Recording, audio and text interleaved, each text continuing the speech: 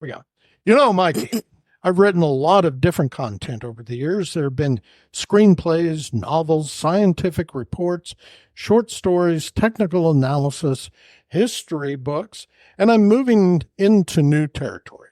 I'm planning to write a musical about puns. I see it as a play on words. You know my friend Wiley Pymore? That son of a bitch again.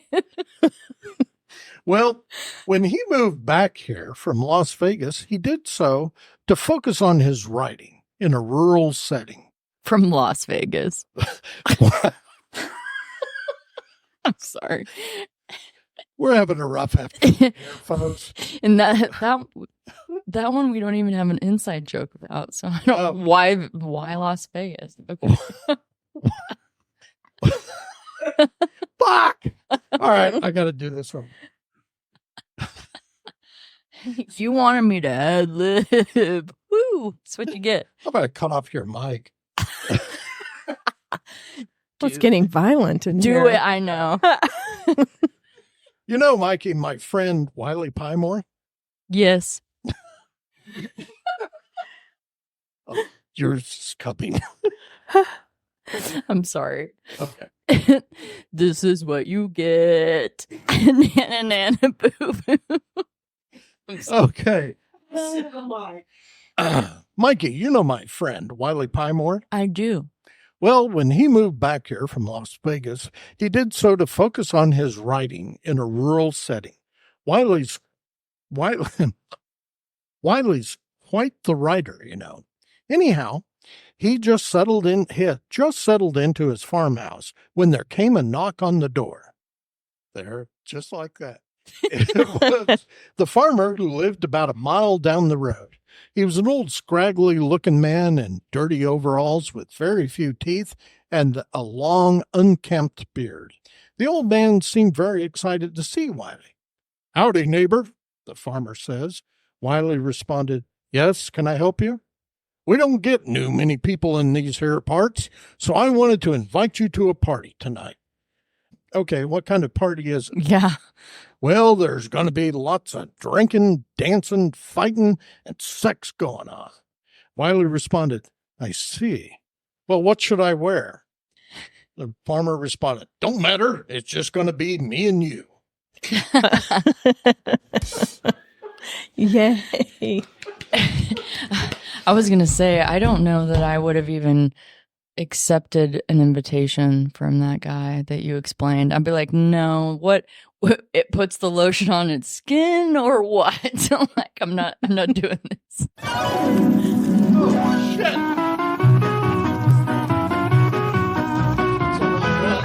God damn it!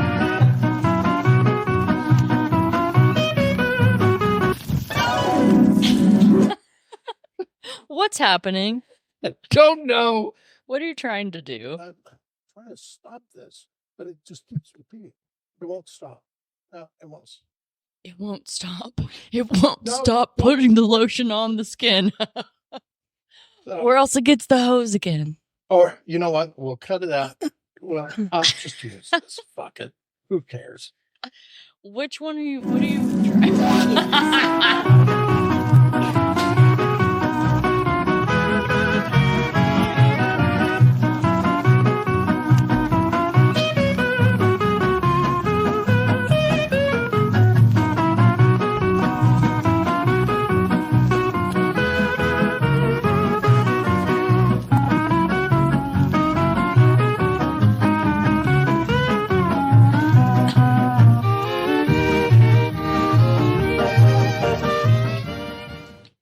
Greetings, brighter than average listeners.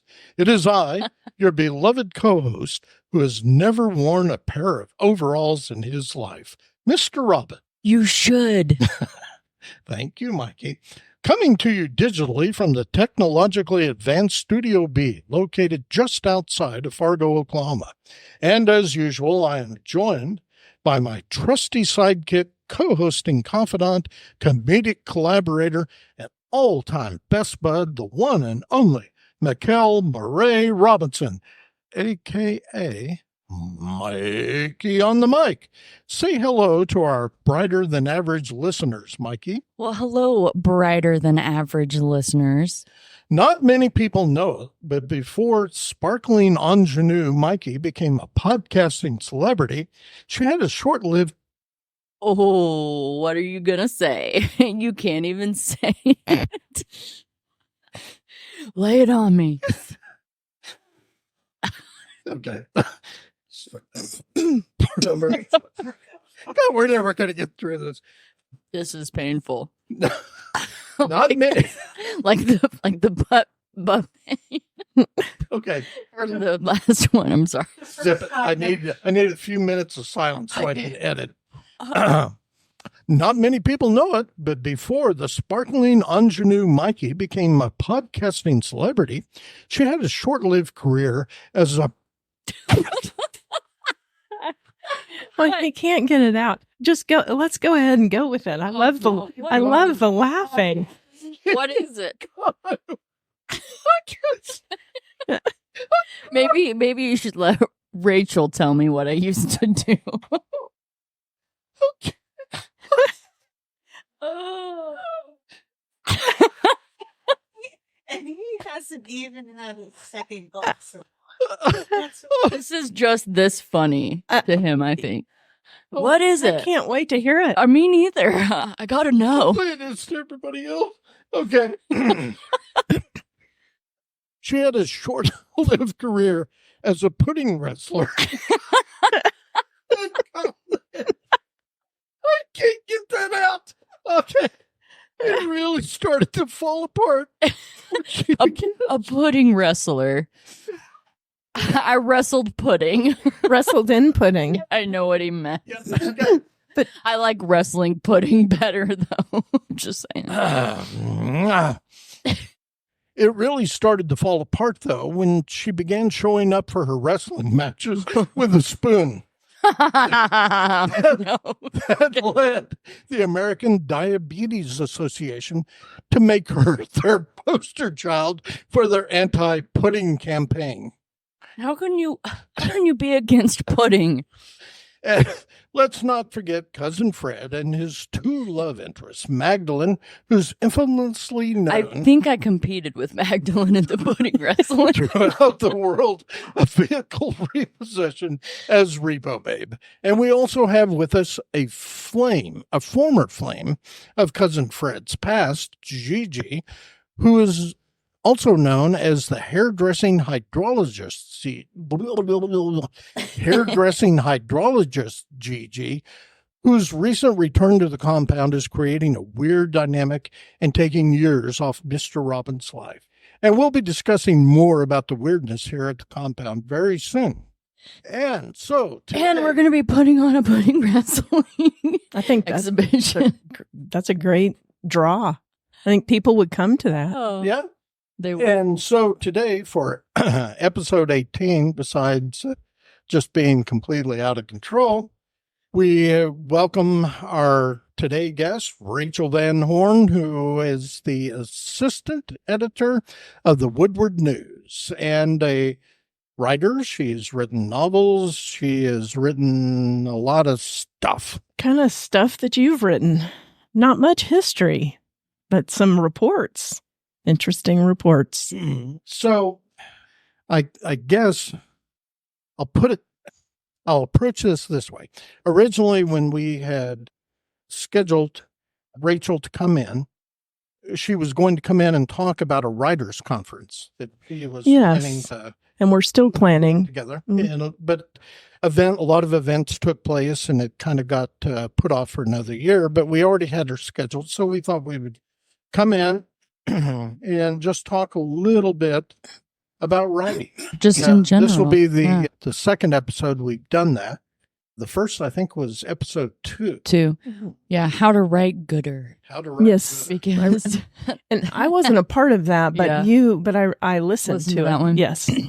Where we approached the first topics of writing, but there's so much more to it. So it'll probably be one of those things that we touch on several times. And we are devoting this episode to just that. And we pulled in Rachael, another writer. Yeah, and it'll just be kind of an overall discussion about what goes into writing. I seem to be kind of writing myself into a hole here lately, just doing content for the web or this friggin' podcast or whatever seems to come along, but that's kind of where my head's at now. I don't know. In fact, I was having a conversation with Mikey earlier in the week. I've seen this kind of shift in me and the way I'm thinking and what I want to achieve, down the road. And the fact of the matter is, nobody reads anymore. There's a lot of people who, they've got content on their phone and they would rather watch that content. And in the big scheme of things, if that's where all of this is going, I'm happy to jump in and throw stuff at it because ultimately they're absorbing whatever they're watching much in the same way that they would if they were reading a book, I think. I think it's passive. So I think that reading, I don't know if you've noticed the difference when you wake up and you open a book. I make a point in my day to get up at about 4:30 or so that I can get about 30 minutes in of actual reading. And I try to make it on an actual physical book because there is something about that. And I agree. And I think that you engage in another part of your brain. And I think that it's neuroplasticity, but I love to watch content too. And in fact, not to turn political, but I did watch Hillbilly Elegy. And now I would like to read it. What I have read of it is somewhat pedestrian, but not surprisingly. He was kind of unapologetically coming at it from a pedestrian view. And so I think that the people who judge it often think that it's very pedestrian, but he didn't have a big, giant, horrible story to tell like the book A Child Called It. Oh yeah, I read that. I read that as well, and it was transformative, and it was a huge story, and of course it made news all over the place. His was just was identifying more with just regular people, but I do find when I read, I'm actively involved, and I learn the content better than I do when I'm watching it. It's passive, and my brain isn't always engaged with the kind of the nuances that you pick up in written text. And for me, no, I appreciate that view. I really do. It's just me. Maybe I'm getting lazy as I get older. The thought of having to sit down and write another novel is just mind-numbing to me. And yet that's what I would love for you to do. I mean, not that it matters what I think, but I've been begging you to write that sequel to A Matter of Time. I think in any writer's career, whether it's you're actually doing it as a career or it's your love and you're kind of a hobbyist and you're writing because you love it, I think we go through cycles, because I kind of know what Mr. Robin's saying about I have an idea on a book I want to write, but yet I don't feel like the story is complete. But at the same time, thinking about having to sit down and do that and organize it and everything is really daunting to me. I'm like, oh, why? But I also think that some of that content that you're talking about, people are writing out scripts. They're still writing to make the content, but it's like a quick kind of fast, and it doesn't take the time that writing a novel or something takes. Even my poetry book has taken some time. Writing the poems was the easy part, but that was also I'm talking about like maybe 5 or 6 years of poems that I'm curating to put into this, new collection. And yeah, it's a lot of work. I'm like, thank That's God the this work is short. Yeah. Trying to find enough to put in there. Well, even after Rachael had kind of shoved back on me a little bit on my opening statement, I kind of rethought that. And I think you're dead on, because there are parts of your brain when you read that you're definitely tapping into. For instance, if I pick up a novel and start reading it in my head, I'm picturing what those characters look like. And a lot of times I'll find myself associating those characters with somebody I've seen in a movie or something like that. So you're absolutely correct. You're probably using a very specific and different part of the brain as you read. You're not only absorbing the content, but your brain is processing it in a way that makes it visual and kind of helps you, I think, to understand better what's going on. That makes sense. No, I think it also makes it personal. It's just like you just intimated when you were talking about when I'm reading, I involve people that I already know. So it actually is bringing it home to you, where when you're watching something on the screen, it's kind of external to you and you're watching something happen. But when you're reading it, it becomes almost internal, like a part of you. And so, your friend, Frank Jones is suddenly who you see in the role, or you picture this person. Yeah. I don't describe a lot of people in the writing that I did when I was really a neophyte writing fiction. I got involved in describing people. I don't describe them except for through active verbs. So I may say somebody, polishes the back of in one of mine chapters, I have a minister who is polishing the back of his scarred up boot on the back of his pant leg. And so what you're getting is that this person is nervous, and then you get to the reader gets to fill in the places. I mentioned he has a long red braid, but he kind of lives out on the reservation because he's just like 1/32 Native American. So but I don't describe him other than that. But everybody gets to fill in so they can visualize whoever they think he would look like in their mind, who works for them. Yeah. That's interesting. Yeah, it's very much so. Writing is, it's crazy work, and I think it sort of takes crazy people. I agree to do it, and so we're different. I was just asking myself today. Have you ever seen the movie Happy Feet? I don't. It's the penguin. I don't know that I've actually seen it. Well, it's worth. I know what you're talking about. It's worth watching. But so all the other penguins have song, and they all sing very well, and that's how they attract their mates and everything. But this one penguin is born with the ability to do this amazing tap dance, but he has a terrible, terrible voice. Yeah. And basically, it's about being so incredibly different. And I thought, well, first of all, I feel I identify with that because I've always felt very different and very separate and alone, sort of. On the other hand, they built this movie.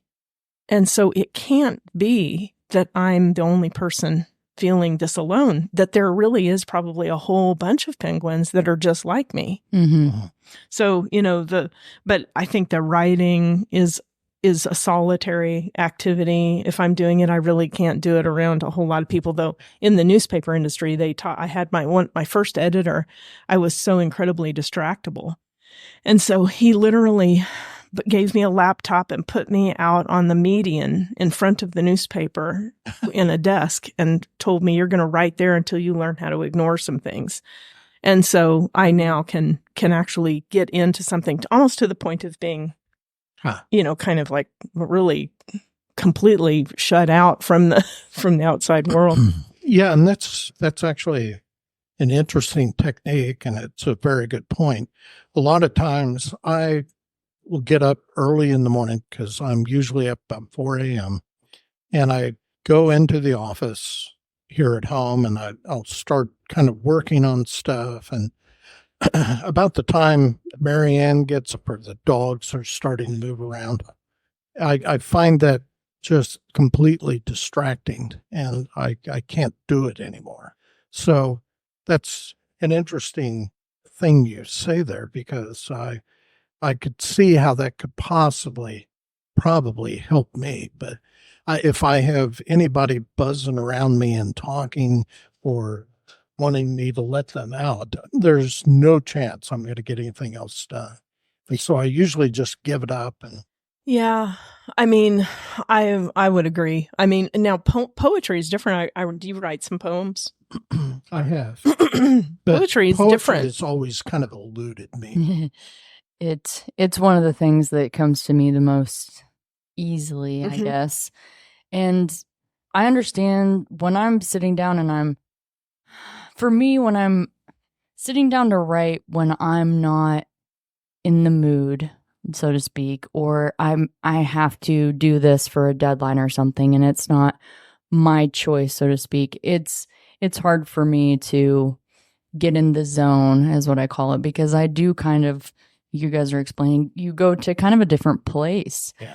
And then you're in this realm, and then there's what's really happening in the real world realm, and you're like in between, and you're like, I can't do this anymore. I've got I'm either pulling out from this or I'm going to have to, so I totally get that. But sometimes for me, poetry, it just comes. I watched this TED Talk about a writer, and Elizabeth Gilbert was her name, and she talked about another, and I cannot for the life of me remember the name of the poet she was talking about, but that lady had explained that poetry kind of comes through her, and if she doesn't capture it, then it goes all the way and it's gone.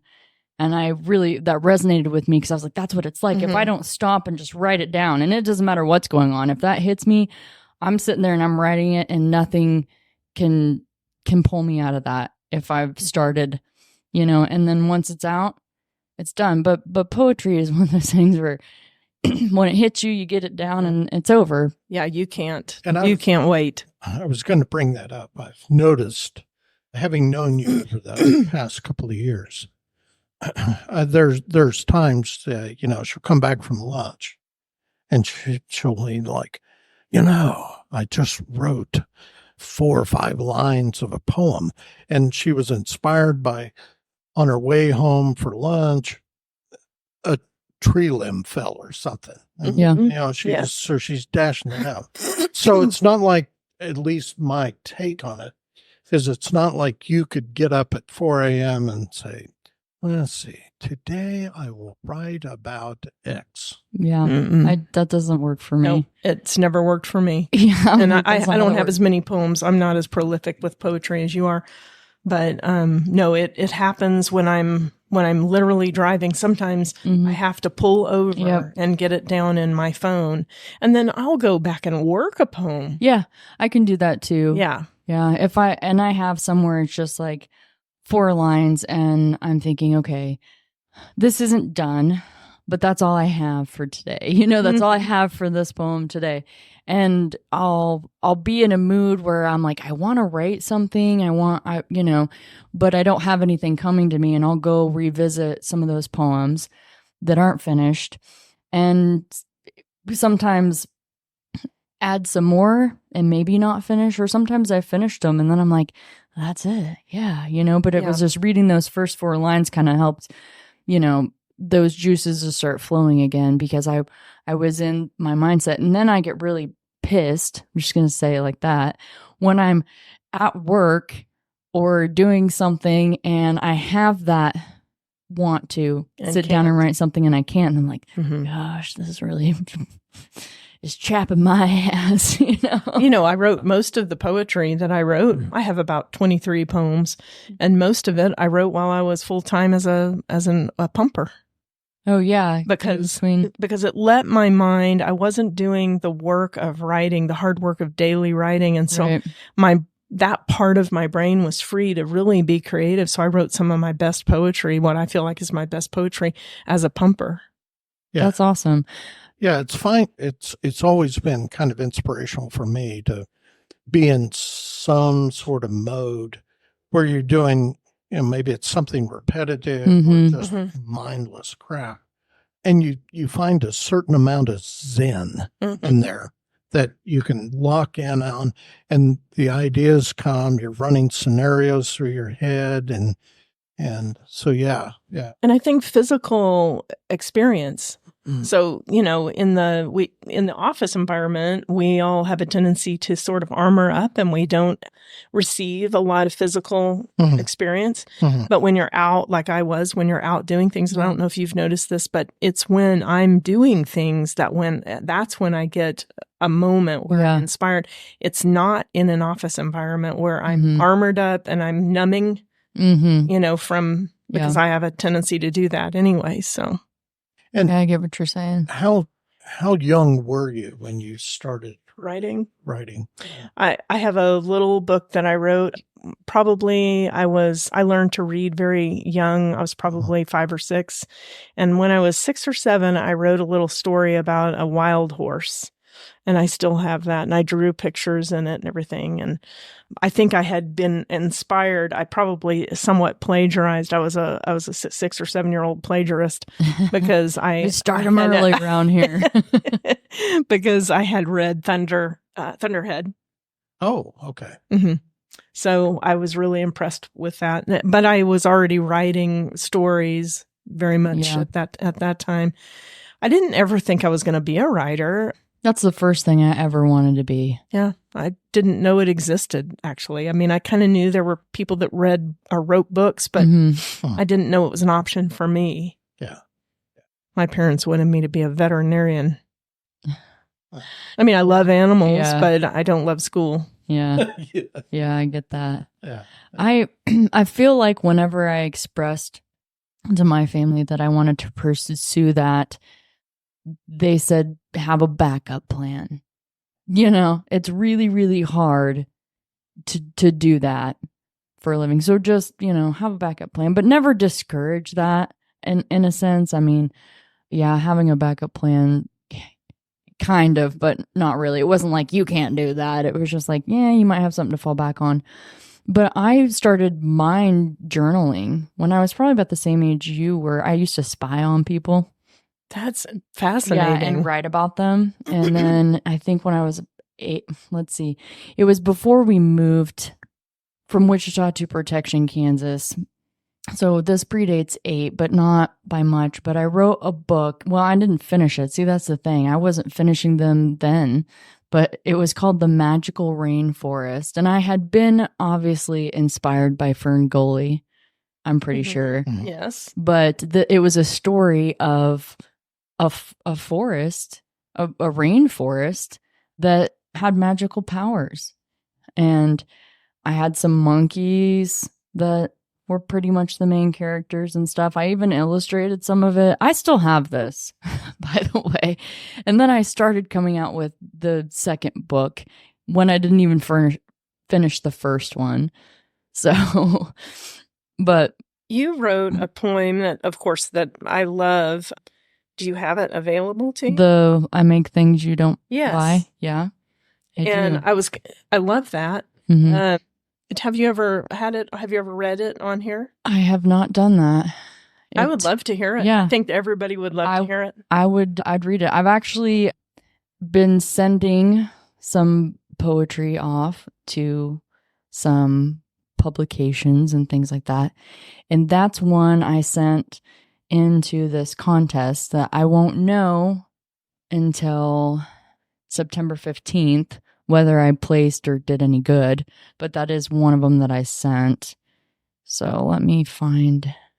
Well, while you're looking, one of the things I wanted to ask you about A Matter of Time, and if anybody hasn't gotten it, they need to get it. It's a really fun read. It's Robin Howeiler's Matter of Time. It's a Glenn Matters mystery, right? A Glenn Matters mystery. And it has some really interesting characters in it. And they're really sort of fun, sort of living on the edge, dangerous characters with some pathology.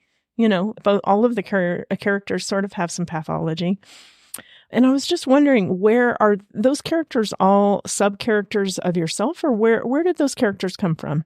Did you extend yourself out and kind of model your characters off people you knew, or were they parts of you? You know, it's interesting you ask that because I learned a long time ago.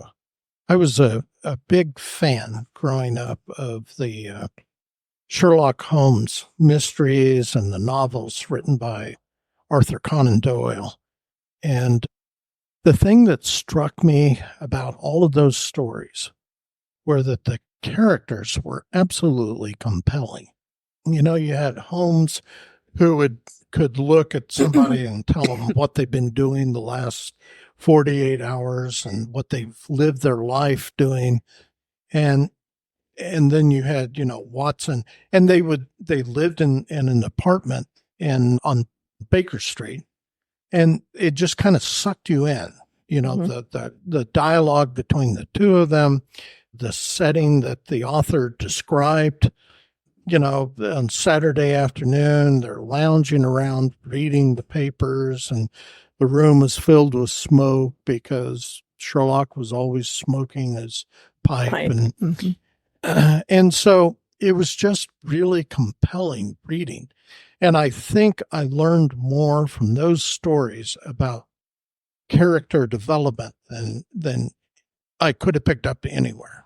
And so the characters that are in Matter of Time, that's really hard to say.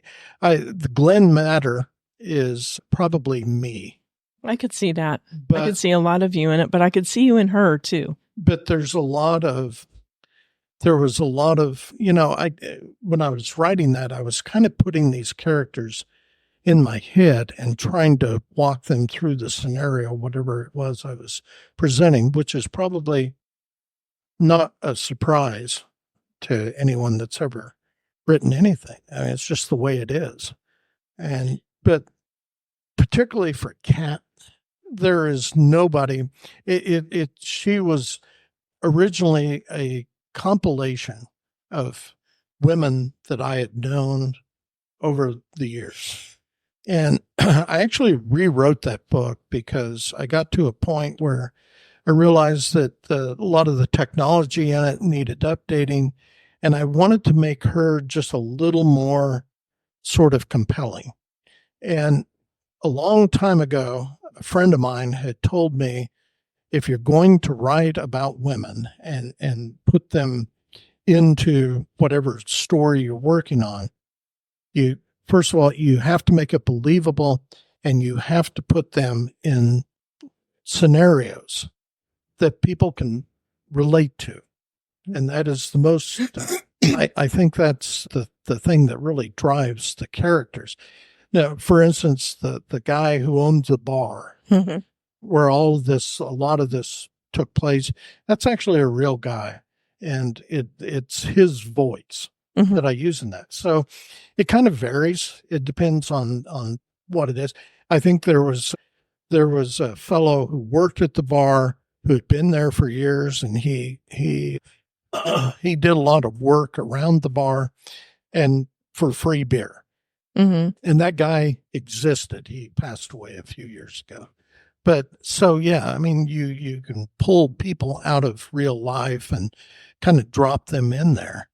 And I did some of that as well. Yeah. Yeah. But some of it is development. Kat was definitely a character that I had to develop over time. And when I rewrote the book, I added a lot more to her to make her a more sort of interesting, full sort of human being, I think.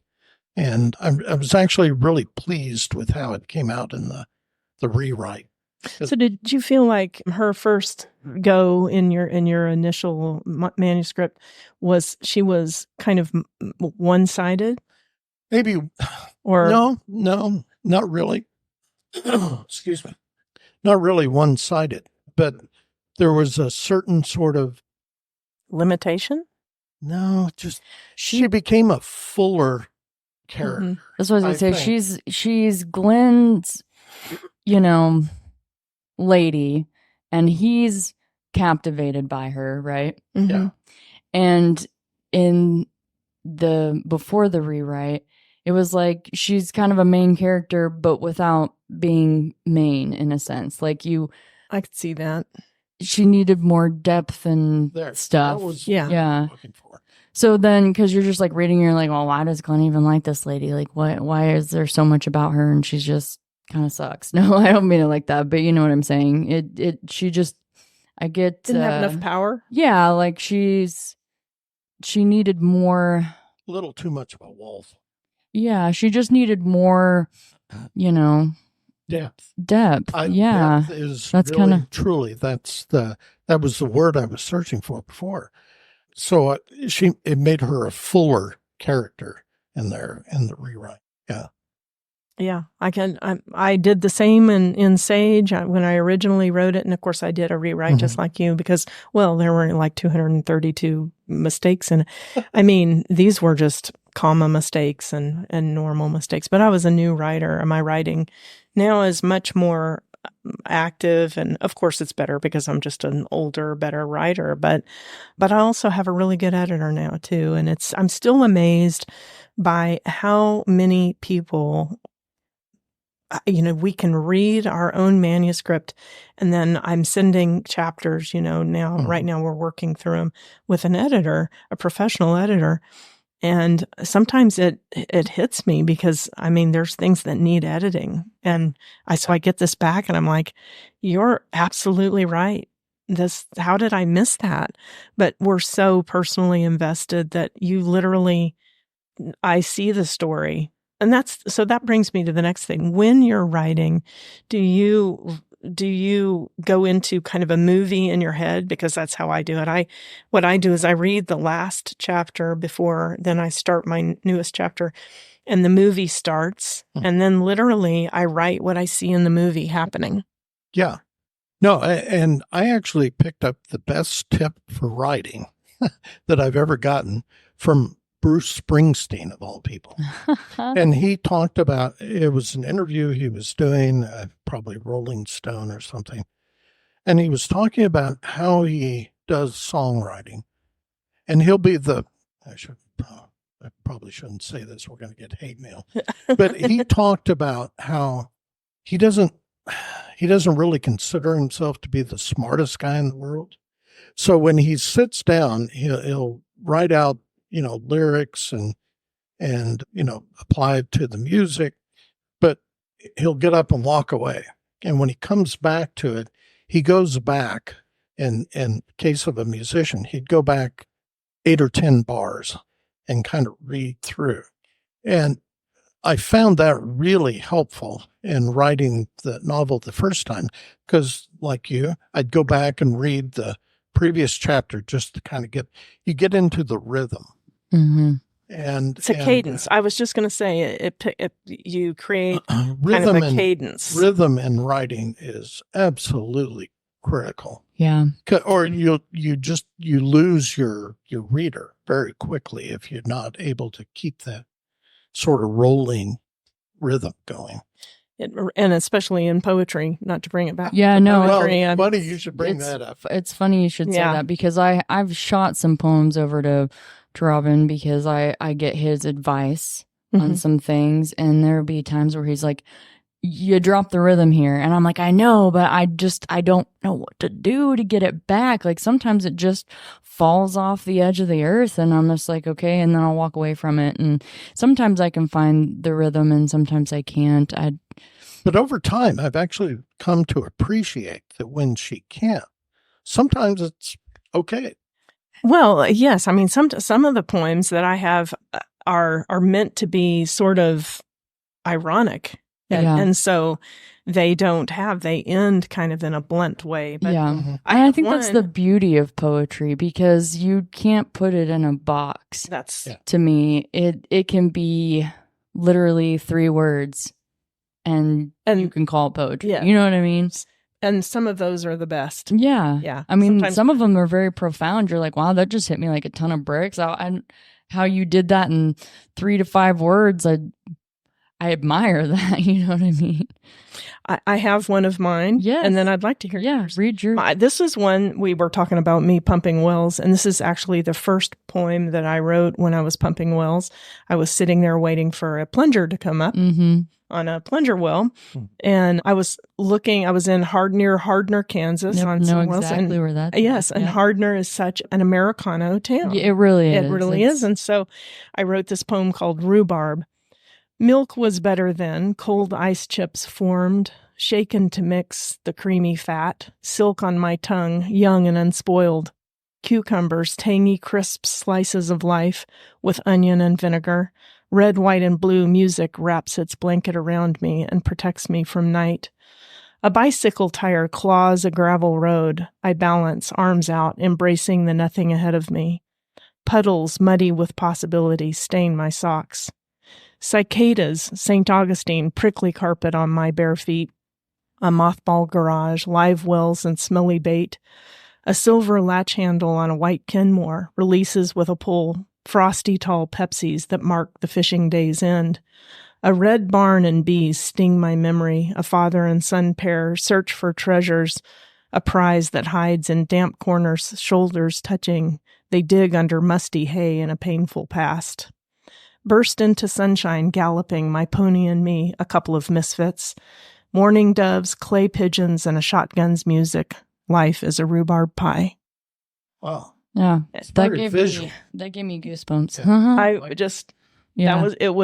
it had sparked just sitting there watching these children do summer had sparked my memories of of literally all of that was my grandparents' places. One of them in Iowa, where the Red Barn was. One of them at my mother's father's place in San Angelo, Texas. Well, I like what you said about the bike tire. Mhm. Like I rode my bike everywhere, so that one really resonates. And rhubarb pie, that was the first time I ever experienced rhubarb pie. I had just started working at Dawn's.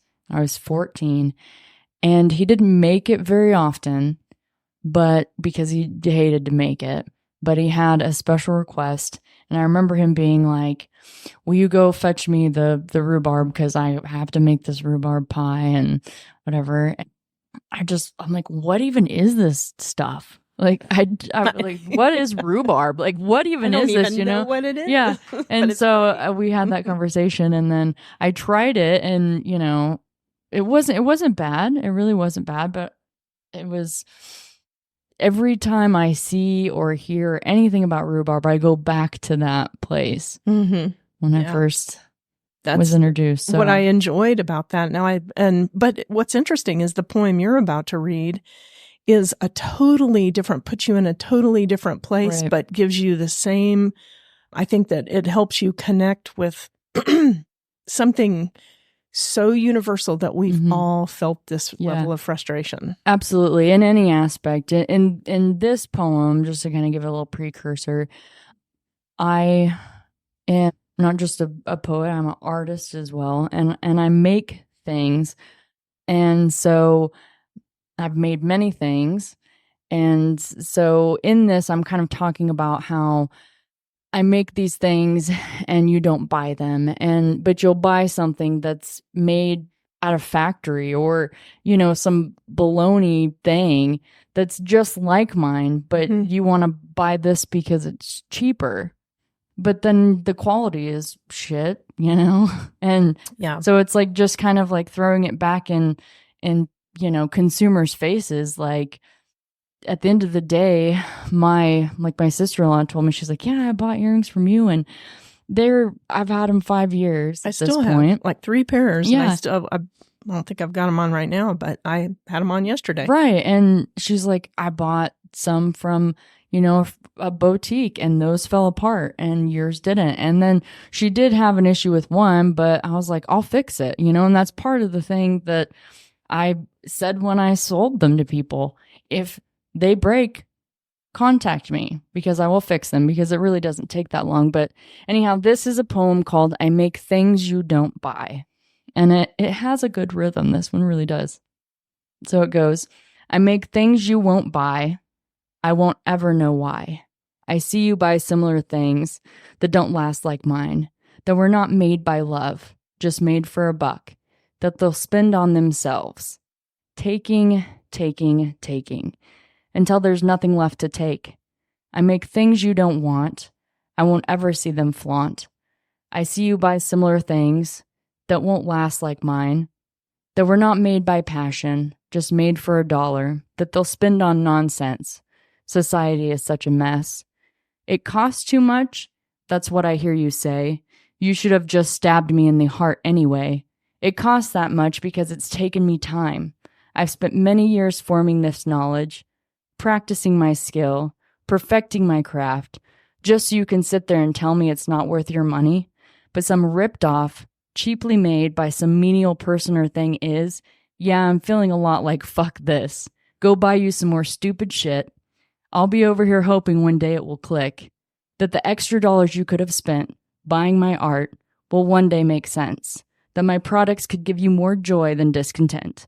I won't beg you. I won't let you kill my fire. I'll create forever. I have that desire. And one day, you'll buy her.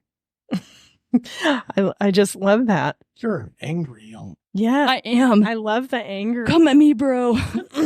Well, and I really was angry for a lot of reasons, because people, thank you, Marianne. She's clapping. Yes. Because it's so great. One of the reasons that made me write this or kind of provoked it was the fact that I had somebody come by one of my craft booths and she was like, oh yeah, I got like 5 of these on Amazon for the same price as this. And I was like, well, then go buy you some more on Amazon, Because I was like, one, you got fake leather. This is real, genuine leather. Mm-hmm. Somebody, some factory in China probably spit this out. Mm-hmm. And I cut this out and I took the time and I put it together and so it was just like, it's every time somebody says something like that, or they'll pass up something that I've made for something else, I'm just like, well, karma will get you because you will realize that you wished you would have bought the thing I had versus what you went and bought on the internet or whatever. And I don't know how to maybe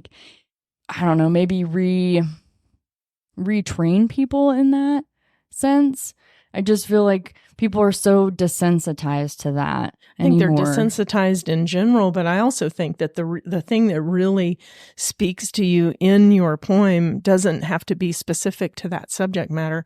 It's True. The anger, and it's about being genuine and not anybody really wanting us. Yeah. Like it's that feeling. And I think that's Yep. what it goes to. It's I'm putting myself out there. I'm doing my work and I'm risking myself out there, and you're telling me you can buy this so much cheaper. Yeah. Well, then go get cheaper. But Yeah. I think the frustration is something that we can all identify with when we risk ourselves into anything. True. So, I mean, I think that's the real thing involved in this is it's like a triple message. We ought to be a little more aware of what we're buying because there are people behind this, including, by the way, the little children in Chinese factories, Right. who, we're not helping them. Yeah. And then you have the just the anger, the willingness to express about how heartbreaking and angry and alone it makes you feel when somebody says something that trite. Yeah. Yep. About what you've put, time in. Why didn't you just kick me in the teeth? Yeah, exactly. Yeah. So like, just stab me in the heart anyway, because that's how I feel. And a lot of my poetry is angry, or sad, or the best poems that I produce come from my worst feelings, my lowest lows. It's very rare, and I do this, but it's very rare that I write like some beautiful poem like, like this that I wrote. Yeah. And so I don't write very many of those either. Nostalgia. Mm-hmm. I mean, that is nostalgia to the point of dangerous nostalgia that really, I think that this is an example of sort of dangerous nostalgia. Yeah, I understand that. I remember my life growing up like that. But if you went across town to the other side of the tracks, other people don't feel about those years like I felt. Yeah. So I'm aware of that, but I don't have a lot of that. I have Yeah. a lot of other, like I have a poem called A Sweet and Peaceful Death. Mm-hmm. That's more along the lines. Yeah, I have several. And that in my first poetry book, For the Days We Spend in Hell, I put that out there because I felt like there's a lot of people that could relate to it. And it was really hard for me to put that out there because there's poems in there talking about how I want to die and how people think that, suicide is awful. But it's one of those things that I think has crossed every human being's mind, whether they would actually act on it or not. It's a real feeling, and it's fleeting for me because, at the end of it, I don't spend all my days feeling like that. But there are moments where I'm just like, well, it'd be a lot easier if I was just 6 feet under, you know what I mean? And so I knew that depression, anxiety, intrusive thoughts, those kinds of things, other people were dealing with, but nobody wants to talk about it. I have this poem called I'm Just an Addict. And at the end of that poem, it ends with, if you can relate, and I'm probably not going to say it exactly right, but if you can relate to this, then you're probably an addict. And it's a secret fight club and nobody speaks about it. Yeah. Because we just, that's not something we want to deal with. And for me, dealing with those feelings is making poetry. And so to share it, I have to share all the angry ones. It's a way to get it up and out of you. Writing is a well-known way to just discharge. Exercise. Yeah. Yep. That's very true. It's very therapeutic for me. It's like you can go to therapy, you can write something, or both.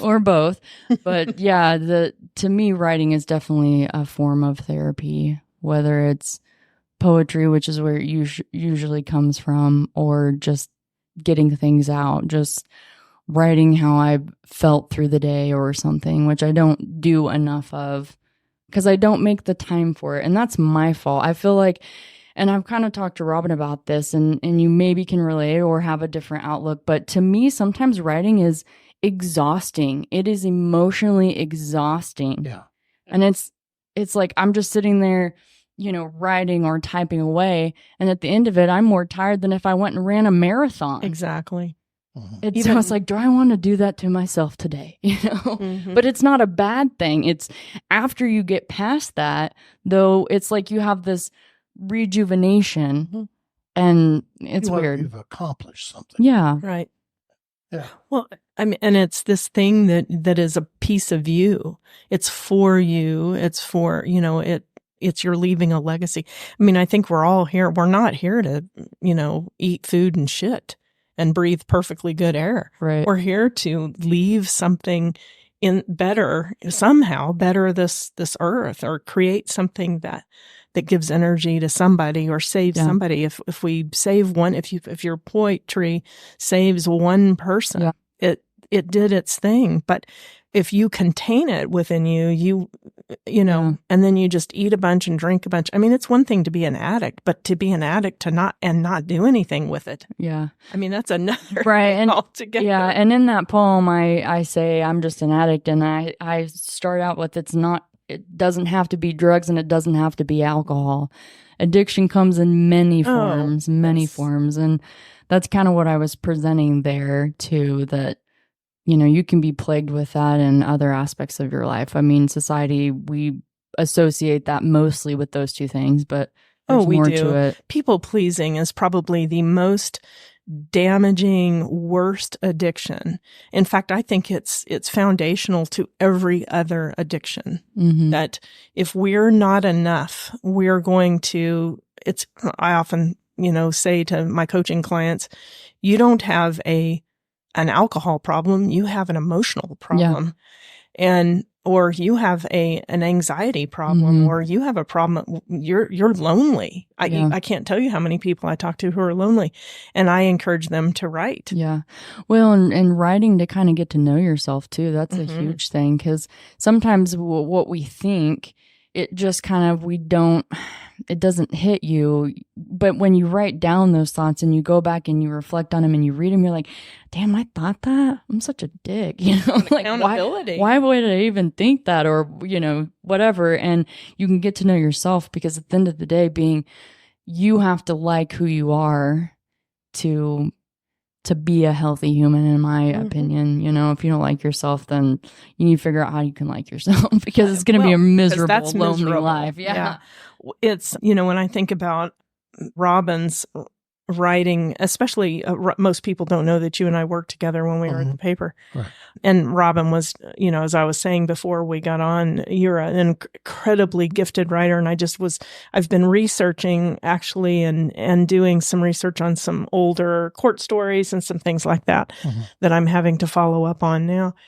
And they are just so classic. I would call your journalism a real classic throwback in a way, but not so far back that people can't, because old journalism is incredibly difficult to read. But you bring enough of that old world feel and style to it that it's actually fun. So you may be reading about, you wrote some of the county commissioner meetings and stuff, and they're literally a pleasure to read. I just really enjoyed, some of the life that you brought into those stories. He's like the Ansel Adams. Yes. Journalism. Yes. That is really, right? A lot of people don't know who Ansel Adams They is. probably, but Google it, and then maybe you would understand. I would agree. Draws pictures. Yeah. Really. And then it's like a black and white story that when you're looking at it, it's transformative. Like to me, that was one of the things that Ansel Adams, like, he could take a picture and it was black and white, but it was vibrant. There was color when you weren't looking at color. That's how I feel like when I read Robin's writing. It's a different kind of. Well, and then people, when you were writing for the museum and you were doing the Facebook posts, and you would give them the stories of, you would just pick a story, and then people just loved that. And they would, they would call the newspaper actually, and they would say, look, he put this great thing in. And then every once in a while we'd pick it up and do something with it if we could. But yeah, I mean, that's a gift, and it's a very specific style. I mean, I also write very, very personal, I have a personal place in where I'm writing. What I mean is I like to put people in the place using their senses. So if I'm in a courtroom, I'm letting you know what things sounded like, how the audience or the gallery reacted to something. I write some stories that are just pretty tragic. One of the things that I have been working on is getting journalism to stop sanitizing really bad stories. And I understand why we have to do that. But one of the things with Jerry Sandusky, that case, he was so popular that people didn't believe it, and they didn't want to believe it. Right. And the newspapers that were covering that really had to sit down and have a meeting about how they were writing the stories, because the newspaper industry limits you so much because, of course, they don't want to be sued and everything. Correct. Yeah. But the reality is the newspaper journalists decided they were going to go ahead and let them see what happened, put them in the showers and see the level of violence that was happening to those kids. And suddenly that tide turned. I think it's important that we don't sanitize too much, and that we also don't sensationalize. We don't want to do that, but there is a balance, and it's a very important balance. And so that's why I've been writing my court stories here, specifically in Woodward, the way that I've been writing them, because the people of Woodward need to know that law enforcement, of course, is working to actually hold accountable. We have a child molestation issue in this community. We have had for quite some time, but there is a push now to deal with these people and deal with them honestly. And so I don't want people to think that this is nothing. Yeah. I want them to know this is something. And they have the right to know. That's part of the thing. what I love Walter Cronkite.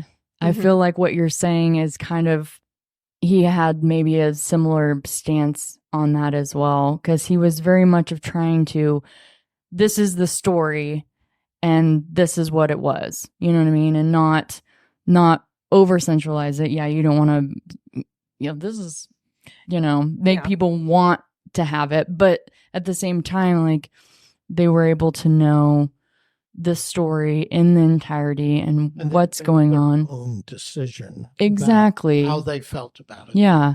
That you give them the most information and. Right. Yeah. Yeah. I wrote, it's easy. And you said, let them make up their mind. And even a journalist like me can every once in a while, I catch myself inserting myself into something and writing it in a way that is, and I catch it and then I have to correct it, but writing it in a way that almost says nothing to see here. Yeah. And it's because I have a desire to not have drama. I don't like drama. And so I have a tendency to maybe soften something that is more specifically around politics. I also am kind of a person that, why can't everybody get along? But those things don't work. So when you're talking specifically about the tax question, I've written a lot about the tax question. One of my leads was this, and of course I changed it. On August 27th, City of Woodward voters will decide whether or not their community will grow, how and whether or not their community will grow. And so then I wrote the rest of the story, and then I'm reading over and I'm like, oh my gosh. So then the people who don't vote, I'm saying essentially without saying, you're a piece of shit because you didn't vote for it because you don't want your community to grow. So I changed it and I just made it more, straight news and, giving them a choice. And I talked a little more about, specifically where we are, and just gave them more information where we are in the world of taxes. We have an, 9.4%. 9.4. And we fall right kind of in the middle of all of the cities, the taxing cities in the state of Oklahoma. So we're not really, we're not a high taxing one. We have some as much as 11.6. So Winoka or Watonga, I can't remember which, I think it may be Winoka that has 11.6, but I just gave them more information. But, writing, you have to discipline yourself because you can, even in journalism, I can get myself into it. And then before I know it, and that's how easy it is to get telling people what they need. Yes. Yeah. Yes. And you're like, that's not what I'm trying to do here. It's not what I wanted with journalism, because this brings up a good point for people that maybe aren't writers or, readers or however you want to look at it, that there are, the writing style of journalism is much different than you writing a fictional story or a historical, story or whatever, that there's different ways whenever you're writing a story that's entertaining. Maybe you want to help the reader figure out what they feel in that, but you don't want to do that in journalism. No. So there's different writing styles, but also different ways you want to present the writing, I guess, is what I'm trying to get at, that is not leading somebody to a conclusion that you're trying to, lead the horse to water kind of thing. Manipulate them or manipulate their emotions. And, it's a role that's important. That I have to be really self-critical and say, what am I doing? Sometimes I just have to take a moment. Oh, I would too. Ask myself, how do I feel about this tax? Am I trying to sell it? Because it's not my job to sell it. It's my job to inform you. This is what's going to happen. Right. This is how you can hold people accountable. And that's really what I focused on is, this is what's going to happen with this tax. It's going to replace two that are already really doing that. But this has no expiration. There's no expiration on this tax. And so they have to know all of those things when they vote for it. And this is how you hold people accountable. But, all truth, do I think I'm always for So I'm a Republican, but I'm always for the responsibility of, I'm always for taxes. I'm always going to be for taxes because I believe, when we broke out this area, you think about the Tangier school, we came together and we built as a community, with our own hands and labor, we built schools and we hired a teacher and we all put money in the little box and we paid the teacher. And that's the same thing. It's just that it's on a different scale. So I believe that if we want our community to be good, then we all have to be willing to pay into it to be good. But I also understand that, that feeling of losing control of, hey, I am paying in and I do want good things, but sometimes it feels like it's not being spent responsibly. So Right. Great. Okay. Well, let's go ahead and wrap this up. We could probably talk about writing for hours upon hours. Oh, yeah. People will probably be snoozing by the time we're done. But it's definitely, like I said, one we'll have to revisit again because there's just so much to it. Writing is one of my favorite things to do. And probably the last thing I want to say is a lot of people will say, and they probably say it to you too, oh, I wish I was a writer. And I always tell them, then write. Right. Because that's what a writer is. Somebody who sits down and writes. Yeah. It's not a magical thing. It's just what you do. True. I think, and when people say that though, they want to be a good one because there's a difference between that a little bit. Not everybody is a good writer, but you can be a writer and enjoy it, and you don't have to be good to enjoy it. And you don't have to sit there and be like, question that. Just write. Just do it. Do the darn thing if that's what you want to do. That's how I feel about it. I agree. Okay. If you've listened to this and you have any questions for Rachael, do you want to? They can just call me. I have my email. They can email me Why don't you at rvanhorn@woodwardnews.net. Okay. Or you can forward them to either Mikey or me, and we'll send those on to her. You can email us at mr.robin@mrrobinshood.com or Mikey@mrrobinshood.com. And Rachael is all over Facebook.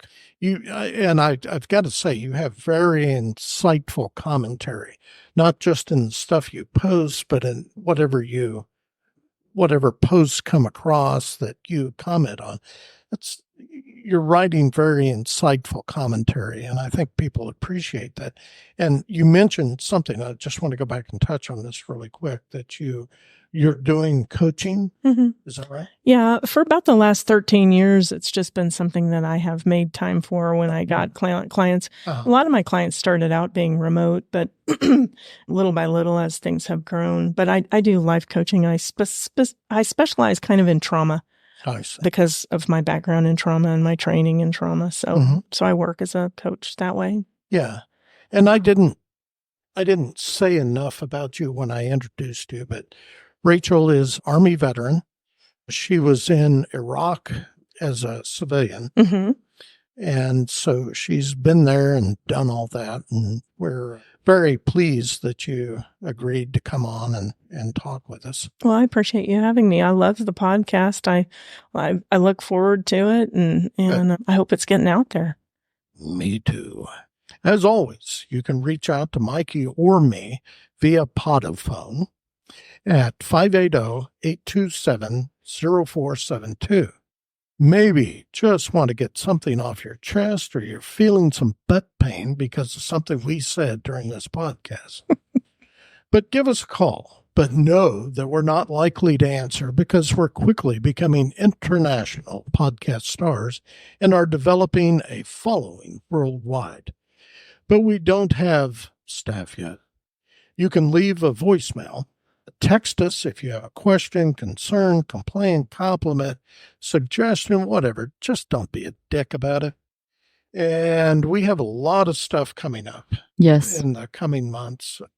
And we're going to try something new. I don't know if we want to talk about that or not. We're still kind of kicking around the name. It's going to be something like In Between the Podcasts.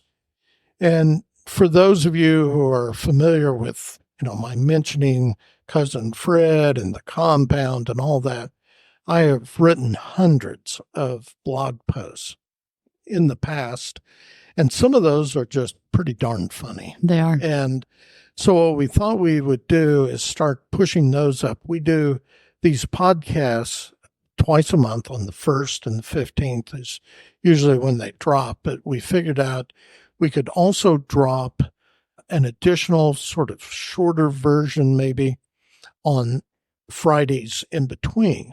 And a lot of those are going to be content from my old blog posts. There'll be introduction and then an outro along with the blog post itself. Mikey has agreed to read some of those posts. Yes. To record. I've done some voiceover work. Yeah. So I have done that, but I look forward to voicing some of these great blog So posts. that'll be something new. We'll probably, I don't know, sometime in the next month or so. We've been forever talking about doing video podcasting, and I think we're finally at a place we can do that. I'm going to have to start applying makeup, obviously, and I make to wear. But so that's coming too, and we just have an incredible lineup of people coming down the road that will be pushing forward, and we're certainly happy to do that. So we will close now by reminding everyone, as we always do, to stay hungry, stay foolish, and most importantly, stay weird. Bye, everybody.